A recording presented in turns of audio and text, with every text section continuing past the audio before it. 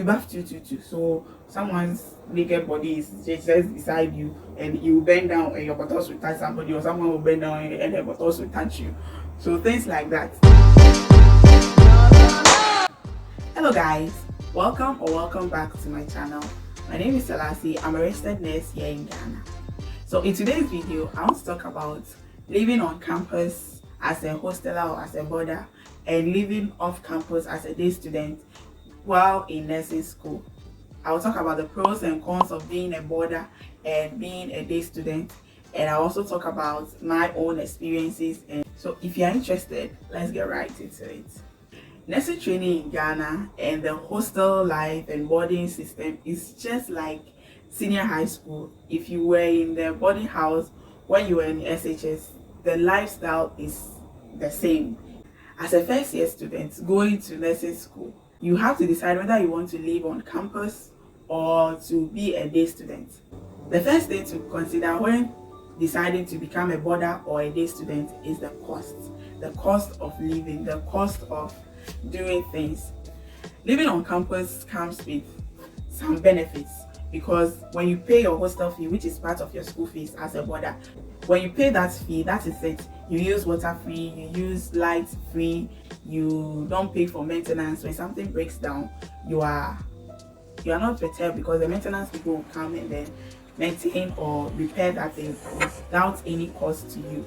So living in the boarding facility on campus tends to be cheaper than being a day student who is living on his or her own. But if you're a day student living with your parents, that one, you know that you're at home, you are not paying for utilities or water or anything or maintenance, you are home.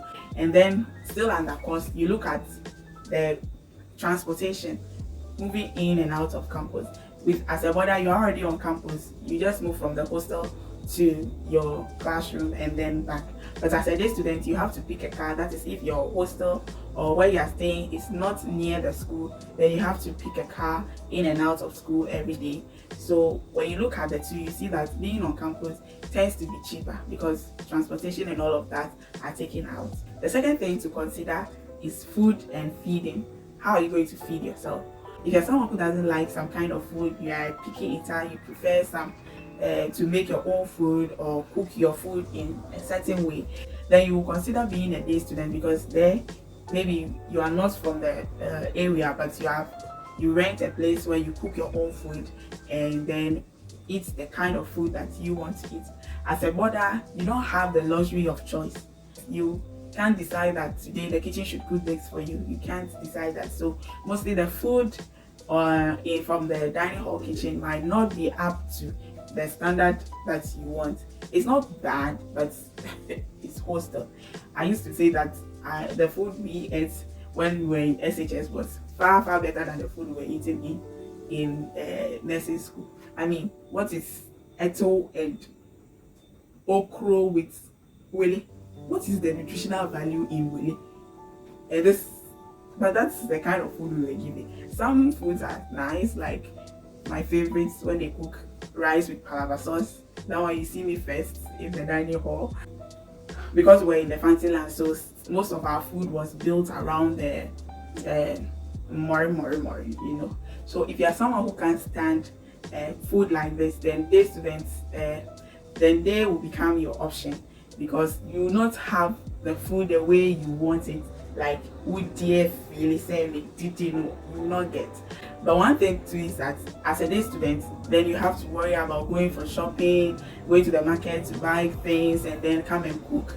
And if you are not someone who has enough money to get some fridge to stock and then cook, maybe you cook on the weekend and then that takes you for about a week or even 2 weeks, then it means that every day you have to decide what to eat, whether you are buying food or you are cooking. And this can take time. But as a boarder, someone is cooking for you, so you just go eat and then come to class. So this one too can still, as a day student, can add to your cost. And as a boarder, if you even don't have money or you don't have food in your chop box, you know that I'll get 3 meals from the dining hall. So even when you are broke, you are not hungry. But if you're a day student who is far from home and you don't manage yourself well, you see that you are broke and you are starving. Some of our colleagues were like that, like and then their manager is finished, and you see on their face that this person is hungry. And so sometimes they will sneak into the dining hall to go and eat. So if you know, especially if you know that you are someone who can't manage your own self, you can't manage your money, and so for it to sustain you, then the boarding facility will be best for you. The next thing to consider is privacy. If privacy means a lot to you, then boarding school might not be for you. I remember back in my day, we were 4 in a room, 4 people in one room. We were 2 seniors and 2 juniors in each room. And the way our hostel is structured, the hostel was shared into lanes. So every lane was named, like a Nameful lane and a Nightingale lane and whatever. So each lane has its bathroom. Each lane had about 10 or more rooms. So imagine 10 times the 4 in each room will make you 40 people on the same lane using the same bathroom. And our bathrooms were 4 cubicles for bathing, and then 4 cubicles for toilets. So 40 people using 4 cubicles of bathroom. So you see that that's like 10 people to 1 cubicle. Yeah, when I was in school, we used to bath 2 in a cubicle at a go, especially in the morning where everybody is in a rush to go to. We bath 2. So someone's naked body is just beside you, and you bend down and your buttocks will touch somebody, or someone will bend down and their buttocks will touch you. So things like that. So if you are someone who is very private and you don't like people seeing you naked, you will not be comfortable in the boarding house. Privacy is a no-no. You barely have the room to yourself, and you can't study in the room because people are walking on the lane, making noise. People in your room, maybe a friend come and visit your roommate to talk and talk. You can't even sack them because he's or she's also entitled to that room. So if privacy means a lot to you, then you consider being a day student. We have day students who live on their own in one apartment, so they have everything to themselves. And we also have day students who live in private hostels, but in the private hostels, the numbers are limited or the numbers are small. So at least maybe you are just 2 or 3 in that room, and you are entitled to 1 bathroom. So you know that you will go in alone and come out alone. You will not be like crowded like in the boarding school. So privacy is one thing you also have to consider. Now let's talk about studying when it comes to being a day student or a boarder. I think for one fact is that studying as a boarder is easier than being a day student. Why am I saying that? You know, you are living on campus and a lot of your classmates are also on campus. So you see that study groups work better with those who are in the boarding school. And in nursing school, you can't do all the learning on your own. You have to have study groups. And in my next video, I'll talk about studying in nursing school. On campus, you have your study group members all on campus. You go to prep in the evening to do your individual study or do your study group discussion. And you are living on campus, so you can have access to the computer room. If your school allows that after hours, you can have access to the computer room to do your research. You can have access to the library to study and do your research. All the structures for study are at your disposal when you are living on campus. You have the demonstration room. I remember those days, some of us, some group members will go for the key for the demonstration room to go over some of the things we were learning and demonstrating in those rooms. So learning or studying is better, and you see that when it comes to performances, you see that boarders do better when it comes to performance than the day students. In our time, I don't know if that has changed, but in our time as a first year, it's just like SHS. Like they will sack you to go to prep. Some of us don't like studying in the evening, but they will sack you. Even if you want to sleep, go to the classroom and sleep. And then you go and people are discussing things, so you hear some things that like will draw your attention to, hey, man, I don't know this thing. Let me open it and see. So it improves your study because everybody is going out now. You can't stay in the hostel. Even if you are someone who is a quiet learner, if everybody goes out, you can stay in the hostel and then study. So studying on campus is better because if you are a day student and you are not living with your other colleagues in the hostel, you see that most of the things you have to learn on your own.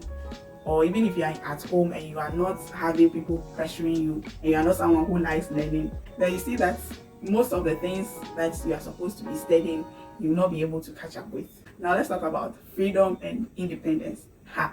Now that's a good one, because in a boarding school you don't have that luxury to do the things you want to do. In fact, as a first year in the boarding house, you are the laborer of the school.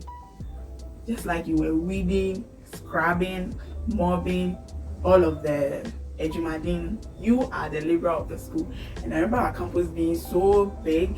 If you've been to University HNTC, you know what I'm talking about. Our campus is huge, and it's huge with this tough grasses that we have to weed. I don't know if first years are still the laborers of the school and doing all the weeding and all of that. You go to class, come back, and come and weed. If it's not weeding, it's scrubbing. If it's not scrubbing, it's something else. And there's a saying in my school that even if food drops in the gutter, you can pick it up and chew, because our gutters are that clean. Like, water doesn't pass through our gutters. Dirty water will not pass, except the one designated for bath water and all of those things. Water, you don't pour water in the gutters. So you don't pour water in the gutters. So we scrub the gutters. You scrub the pavements where people walk. We scrub in Winnipeg CHNTs. So for the first year, if things are the same way as it was for us, then for the first year you're going to be working a lot. You don't have a lot of freedom to be moving around. You don't have your independence as you want it. And there are rules with living in the boarding school. As I remember, for us it was, you can't stay in the hostel when it's time for classes. Everybody has to be in class, because we have two main gates that will be locked, and the rooms, individual rooms too, will be locked. So the last person leaving the room will have to come and keep the key in we have a room called key room, and we have cubicles of for every room, small box for every room. So you come and put your key in there, and then you go. So you don't have the option to be lazy and say, oh, I won't go to class today, I just want to stay. You don't have that freedom, and I think that is what adds to our studying ability, because you are forced to go to class, you are forced to go and listen to whatever is happening. And back then, it's like when it's 6 o'clock, you are not supposed to go out of the gates. So when you go out, you are caught, they will deal with you. So the independence to move out, go and chill, go and party and those things. So if you are someone who likes chilling, you like your independence, you didn't like the SHS lifestyle where they were pressuring you, you just want some freedom, then you better be a day student and do your own thing. And the final thing to consider is social life. There is more social life living on campus than living off campus, because that's where majority of the people are. That's where most of the people in your class are. So most things you go home and the next day you come and everybody have this gist they are talking about, and you're missing out because you're not on campus. So friendship, bonds and all of that are made better when you are on campus, because one, you form your study groups on campus, and mostly these people become your friends. You have roommates, and we have this annoying thing we do. Hey, roommate, hey, I'm roommate too. Or you're sitting mate, everything that is a mate. Hey, KB mate, toilet mate, anything you think of, add mate. So the boarding house has more social life, more stories to tell.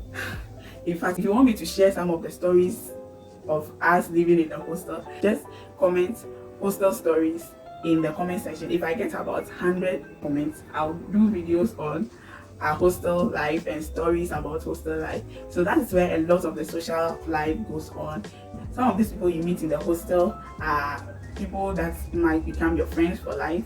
So look at the two and decide which one is best suited for you. Look at the cost of living, your studying, social life, the freedom and independence. I think even though the hostel life is kind of restricting and you don't have your freedom to live the way you want to, I think it's a little sacrifice to make for the few years that you'll be in that school. Because after, I think the toughest part of the hostel life was when we were first years and we were the laborers of the school and all of that. That was the toughest. But when we became seniors, and in essence school, when you are in second year, you are a senior.